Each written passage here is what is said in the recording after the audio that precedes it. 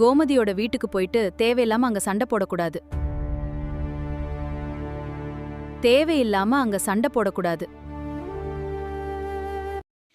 நம்ம மாறி இருந்துட்டு சக்திவேலு கிட்ட போயிட்டு, இங்கே பாருங்க, குமாருக்கு கல்யாணம் ஆக போகிறது எங்கள் எல்லாருக்குமே ரொம்ப சந்தோஷம்தான். எங்கடா நம்ம பிள்ளைக்கு கல்யாணம் ஆகாமே போயிடுமோ அப்படின்னு சொல்லிட்டு தினம் தினம் நான் எவ்வளோக்கு எவ்வளோ வருத்தப்பட்டுட்டு இருக்கேன். எத்தனை கோயிலுக்கு போயிட்டு வரேன், எத்தனை சாமியை கும்பிட்றேன்னு எனக்கு மட்டும்தாங்க தெரியும்.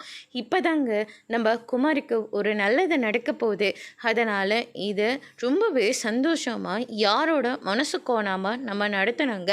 அதனால் நம்ம இப்போ கோமதியோட வீட்டுக்கு தாங்க பத்திரிக்கை வைக்கிறதுக்காக போகிறோம். அந்த வீட்டில் இருக்கிறவங்க என்ன பேசினாலையும் சரி, அவங்க எதுவும் பேச மாட்டாங்க. ஆனால் இருந்தாலையும் அவங்க பேசினாக்க நீங்கள் அமைதியாக இருந்து பத்திரிக்கையை மட்டும் வச்சுட்டு அங்கேருந்து வந்துட்டா போதுங்க.